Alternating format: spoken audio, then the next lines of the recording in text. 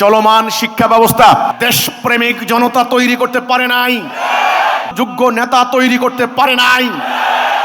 এই শিক্ষা ব্যবস্থাকে এক্ষুনি পরিবর্তন করে আমাদের প্রস্তাবিত শিক্ষা ব্যবস্থা প্রতিষ্ঠা করতে হবে।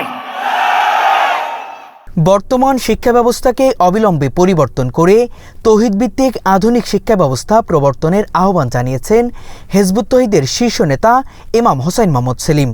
তারুণ্য শক্তি হোক আল্লাহর বিধানের পক্ষে এই প্রতিপাদ্যকে সামনে রেখে আজ সকাল 10টায় রাজধানীর গ্যান্ডারিয়া সামাজিক অনুষ্ঠান কেন্দ্রে হিজবুত তৌহিদ ছাত্র ফোরামের উদ্যোগে এই সম্মেলনের আয়োজন করা হয়।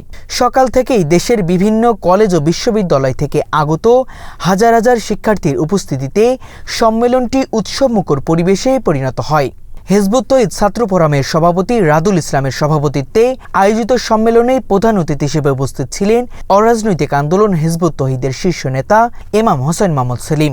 এই যে মারামারি, এই যে প্রতিযোগিতা চলছে, সেই কারণে বাজার চড়া দেখে এবার বিশেষ পরীক্ষার প্রশ্ন পর্যন্ত ফাঁস হচ্ছে, কোটি কোটি টাকা দিয়ে সেটা বিক্রি হচ্ছে কিনা সেটা হয়েছে। কাজেই তোমরা স্টুডেন্ট ফোরাম, তোমরা এখন জাতির সামনে বলতে হবে চলমান শিক্ষা ব্যবস্থা বিদ্যমান শিক্ষা ব্যবস্থায় সুনাগরিক তৈরি করতে পারে নাই, নীতি নৈতিকতা দিতে পারে নাই, মোমেন তৈরি করতে পারে নাই, দেশপ্রেমিক জনতা তৈরি করতে পারে নাই, জাতিকে পরিচালিত করার মতো যোগ্য নেতা তৈরি করতে পারে নাই, ভদ্রলোক সভ্য লোক তৈরি করতে পারে নাই।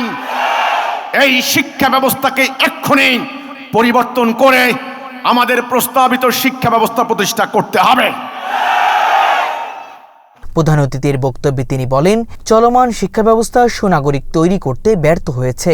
এই ব্যবস্থা নীতি নৈতিকতা সম্পন্ন মানুষ, মুমিন, দেশপ্রেমিক জনতা কিংবা জাতিকে নেতৃত্ব দেওয়ার মতো যোগ্য নেতা গড়ে তুলতে পারেনি। এমনকি একটি ভদ্র সভ্য সমাজ গঠনে ভূমিকা রাখতে ব্যর্থ হয়েছে। তাই জাতির ভবিষ্যৎ রক্ষায় বর্তমান শিক্ষা ব্যবস্থাকে এখনই পরিবর্তন করে তৌহিদভিত্তিক আধুনিক শিক্ষা ব্যবস্থার প্রবর্তন করা অপরিহার্য।